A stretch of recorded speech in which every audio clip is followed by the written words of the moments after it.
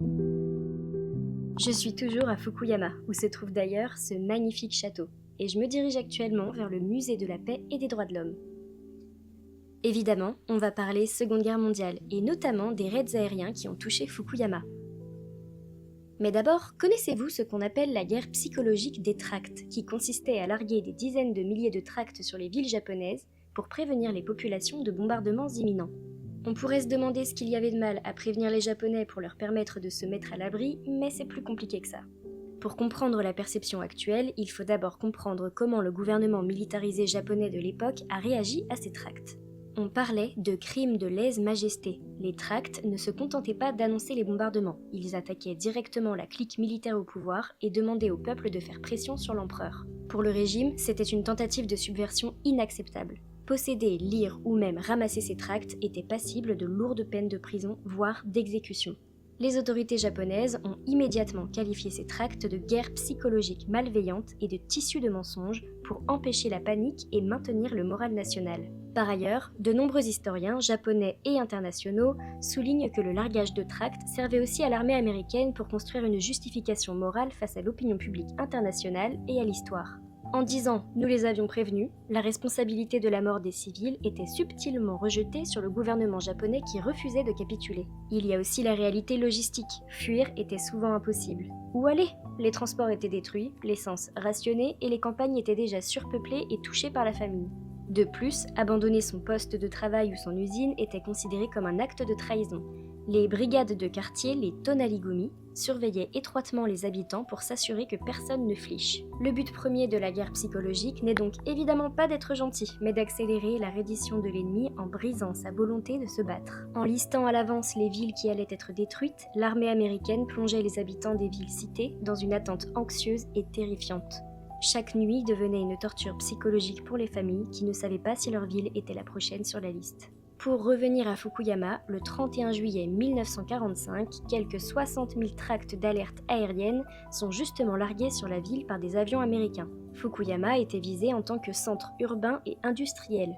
À ce stade de la guerre, la stratégie des forces alliées consistait à bombarder les villes japonaises pour paralyser leur capacité de production, désorganiser les infrastructures logistiques et affaiblir le moral de la population par une politique de guerre totale.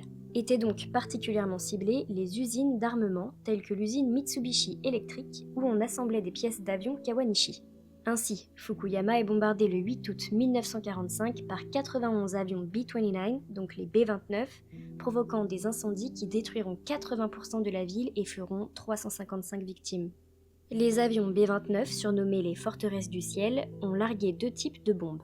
Les AN-M47A2, des bombes de 32 kg au napalm, donc de l'essence gélifiée, comme agent incendiaire principal souvent utilisé par les unités de tête pour déclencher des incendies et marquer des cibles pour les avions suivants.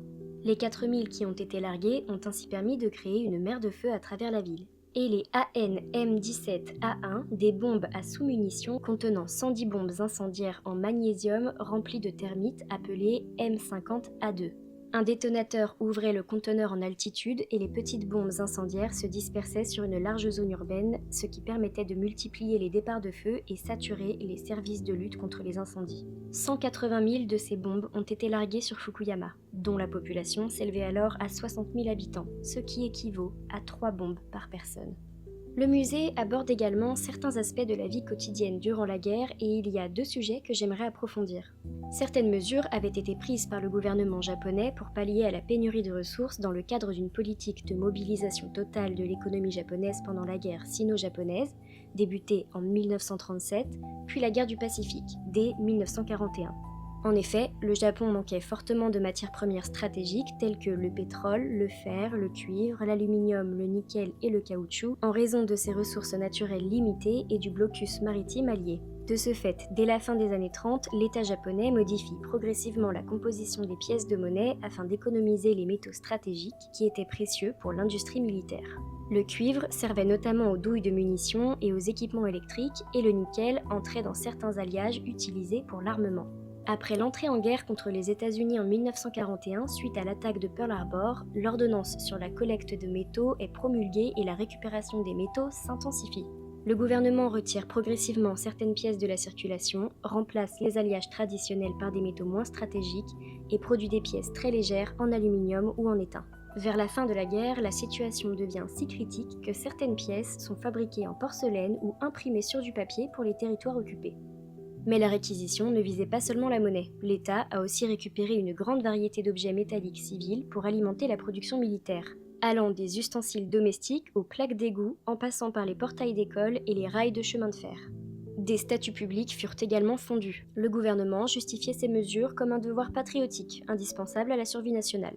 Donner du métal devenait un acte de loyauté envers l'empereur et refuser pouvait être perçu comme antipatriotique. Si cette collecte était initialement issue de dons censés être volontaires, elle s'est donc rapidement transformée en un acte forcé.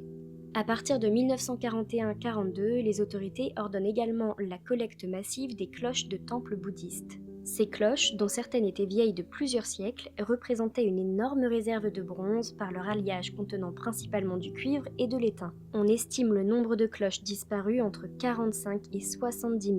Si une partie des temples avait sincèrement coopéré avec l'effort de guerre, certains avaient invoqué le statut de bien culturel pour éviter la confiscation, et d'autres avaient discrètement tenté de cacher des objets. L'autre sujet que je voulais aborder était l'évacuation collective des écoliers, mise en œuvre à partir de 1944 pour protéger les enfants des grandes villes en les déplaçant vers les campagnes, souvent dans des temples bouddhistes.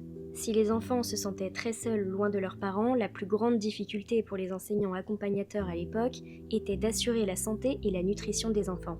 On les nourrissait par exemple de bouillon à base de riz, de légumes salés, de patates ou de soupe de fanes de radis. Pour compléter les apports en calcium, on attrapait notamment des crabes et des sauterelles. La pénurie de médicaments a également amené les enfants à aller chercher dans la nature ce dont ils avaient besoin pour se soigner. Ils cueillaient par exemple des saxifrages pour soigner les gelures ou la toux et utilisaient des escargots pour faire baisser la fièvre. Un témoignage rapporte qu'une autre technique pour soulager les gelures était de les saupoudrer de cendres d'eau humain, ce qui en absorbait le pus et faisait sécher les plaies sans toutefois les soigner. On arrive à la fin de ce petit point histoire, mais aussi de la visite du musée. Avant de partir, je voulais vous montrer quelques objets exposés, comme cette trousse de secours, ce masque à gaz, ou encore cette capuche de protection contre les bombardements. Mais aussi cette magnifique pompe à incendie manuelle de 1914. Les habitants du quartier de Doha s'étaient mobilisés pour rassembler les 300 yens leur permettant d'en faire l'acquisition. Si ça représente environ 1,60 € aujourd'hui, cela pouvait correspondre à l'époque à de nombreux mois, voire plus d'une année de salaire d'un employé modeste.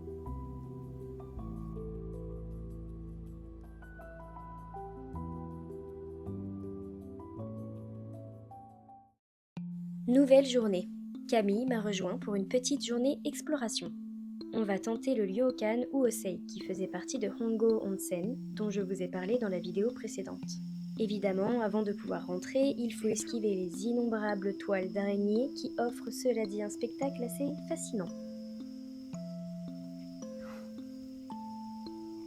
L'auberge a ouvert au milieu du XXe siècle et fermé au milieu des années 2000. Malheureusement, je n'ai pas beaucoup plus d'informations sur le lieu et je n'en trouverai pas plus en investiguant à l'intérieur, car le bâtiment est clairement en train de s'effondrer de tous les côtés et nous avons préféré ne pas prendre de risques.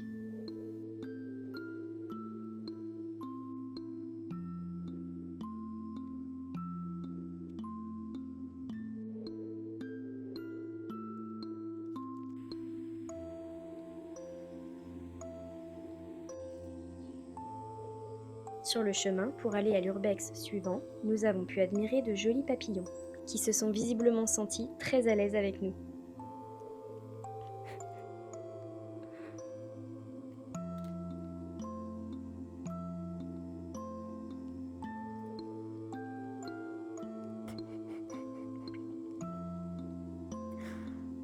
Nous sommes à présent au Ryokan Tsuruhashi, toujours à Hongo Onsen.